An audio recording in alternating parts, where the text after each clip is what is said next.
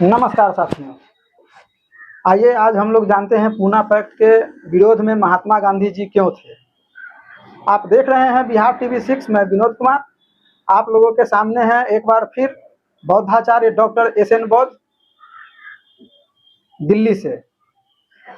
तो बौद्धाचार्य doctor SN. बौद्ध से हम लोग जानने का प्रयास करते हैं कि महात्मा गांधी जी पूना पैक्ट का विरोध कर रहे थे, क्यों, ऐसा क्या था पूना पैक्ट में। नमस्कार सर, आप हमारे दर्शक को बताएं कि ऐसा क्या था पूना पैक्ट में जिससे भारत को नुकसान होता और जिसका महात्मा गांधी जी विरोध कर रहे थे। सभी साथियों को क्रांतिकारी जय भीम, नमो बुद्धाय। जैसे कि आज हमारे साथी विनोद कुमार जी ने पूछा है कि पूना पैक्ट क्या है। पूना पैक्ट के बारे में जानकारी देने की कोशिश कर रहा हूँ। हमारे देश में ऊंच नीच भेदभाव के खिलाफ हिंदू और दलित, जो दलित लोग अपने आप को हिंदू मानते हैं वो सभी जगह पढ़ के देखें, जब बात हो रही है तो हिंदू और दलित की बात होती है। हिंदू अलग है, दलित अलग है। और पूरे विश्व में लड़ाई लोग अपने अधिकारों के लिए लड़ते हैं, अपने मान सम्मान के लिए लड़ते हैं। लेकिन यहाँ पर कुछ लोग ऐसे हैं जो दूसरों का अधिकार छीनने के लिए लड़ रहे हैं, जिसको हम लोग राष्ट्रपिता मानते आए थे। महात्मा शब्द बोलते हैं, महात्मा गांधी, उसने हमारे अधिकारों को छीनने के लिए आंदोलन किया, दूसरों को अधिकारों को छीनने के लिए आंदोलन किया।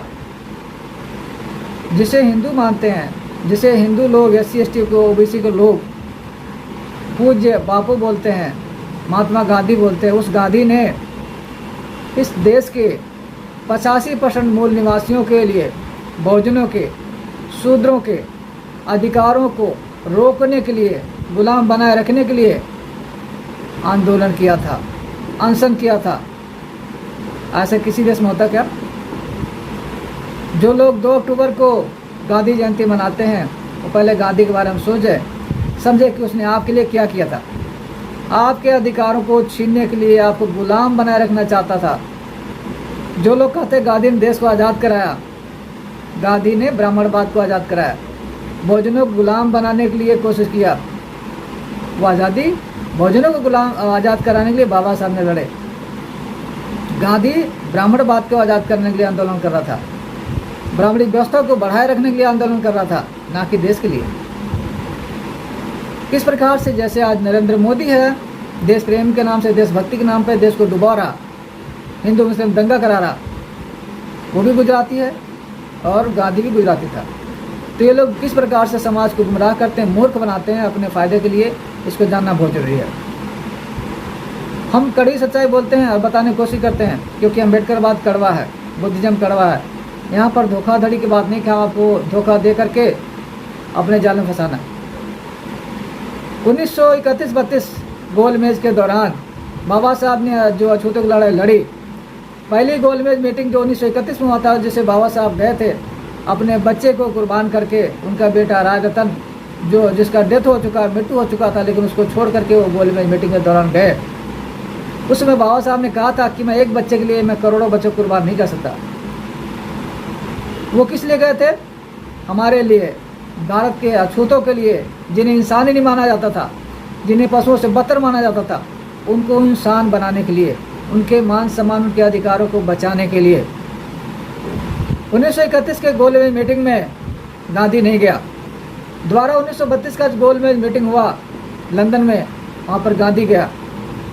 उस गोलमेज मीटिंग के दौरान बाबा साहब ने भारत की व्यवस्था के खिलाफ, जो यहाँ पर जातिवाद है, जो छुआछूत है, उसको साबित करने के लिए वहाँ मदन मोहन मालवीय से बोला कि ये गिलास का पानी आप पियो, कि मेरे हाथ से लेकर पानी पियो। और मालवीय ने बाबा साहब अम्बेडकर के हाथ से पानी का गिलास नहीं लिया, जिससे बाबा साहब ने साबित किया कि ये भेदभाव, छुआछूत जो आज यहाँ पर है, तो भारत में क्या होती होगी, जिसके आधार पर साइमन कमीशन का गठन किया गया था। तो बाबा साहब ने वहाँ पर साबित कर दिया था कि जो दलित हैं, जो अछूत हैं, वो हिंदू नहीं है, इसलिए उनको दलित कहा गया। और लड़ाई हजारों साल से दलितों और हिंदुओं के बीच होता है। फिर दलित हिंदू कैसे? जब लड़ाई हिंदू और दलितों की, दलित हिंदू कैसे? इसलिए संविधान में SC ST OBC नाम दिया गया है। SC ST OBC are not Hindu, Hindu है नहीं। वहाँ पर अंग्रेजी सरकार में प्रधानमंत्री रैमजे मैकडोनाल्ड ने 16 अगस्त 1932 को सांप्रदायिक पचाट जिसे कम्युनल अवार्ड के नाम से कहते हैं, अछूतों को अधिकार मिला, जिसे 2 वोट देने का अधिकार। एक वोट से वो अपने समाज के उम्मीदवार को चुनते और दूसरे वोट से सवर्ण समाज के उम्मीदवार को चुनते, जिससे अछूतों की आवाज़ जो पूरी तरह से फैलती, पूरी तरह से उनकी आवाज़ बनती और उनके हितों में काम होता। और ये वहाँ पर अवार्ड उनको मिल गया। अंग्रेजी सरकार मान गई, अछूतों की समस्याओं को बाबा साहब के दलीलों से सहमत हो गई। उन्होंने मान लिया कि जो अछूत है वो हिंदू नहीं है, इनको इनसे पृथक निर्वाचन के अधिकार को दिया जाए। और ये जो अधिकार उनको मिला, जिससे 2 वोट देने का अधिकार, 2 वोट देने का अधिकार। एक वोट से अछूत समाज के लोग, SC ST के लोग अपने समाज के उम्मीदवार को चुनते और दूसरे वोट से वो SC ST OBC के लोग सवर्ण समाज के उम्मीदवार को चुनते। इस प्रकार से हमें 2 वोट देने का अधिकार था, जिससे हमारे लोग सभी जगह पर, यह SC ST OBC के लोग सभी जगह पर मौजूद होते, जिससे हमारे उनके अधिकारों को सुरक्षा होती।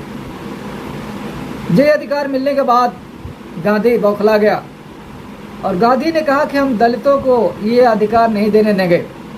दलितों का काम गुलामी करना है, उन्हें नीच बने रहना है, सभी के वर्णों की सेवा करना है और इस प्रकार से दलित आगे बढ़ जाएंगे, स्वाभिमान से जीना शुरू कर देंगे, इसलिए हम उनको ये अधिकार नहीं देंगे।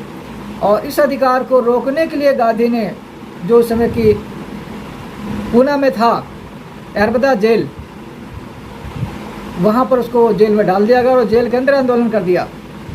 उसने दलितों के खिलाफ आंदोलन किया, इसके खिलाफ उसको जेल में डाल दिया गया क्योंकि उसने विरोध किया।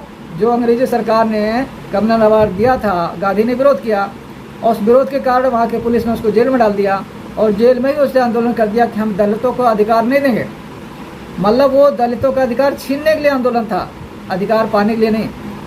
यहाँ पर समझने वाली बात, सबसे बड़ी बात जो मैं बताना की कोशिश करूँ आपको, कि एक तो होता कि अपने अधिकारों को लड़ना, अपने अधिकारों के लिए लड़ना, और एक होता कि दूसरों के अधिकार को छीनना, कि कोई हमसे आगे ना बढ़े, हमें उसको गुलाम बनाए रखना। तो गांधी हमको गुलाम बनाए रखने के लिए लड़ रहा था, आंदोलन कर रहा था। जो लोग अभी तक गांधी को नहीं समझे, उसको समझें। महात्मा है ही नहीं, इसलिए बाबा साहब ने कभी महात्मा नहीं बोला, मिस्टर गांधी बोला। और बाबा साहब डॉक्टर अम्बेडकर के बीच और गांधी के बीच हमेशा ये लड़ाई जारी थी।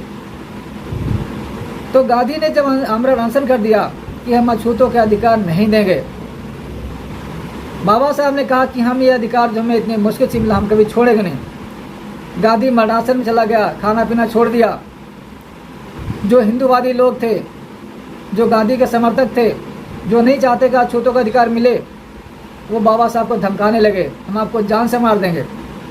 बाबा साहब ने कहा मरना तो निश्चित है, लेकिन हमें अधिकार छोड़ेंगे नहीं। हम अपने समाज को, समाज के लिए जो हमें अधिकार मिला उसको कभी नहीं छोड़ेंगे।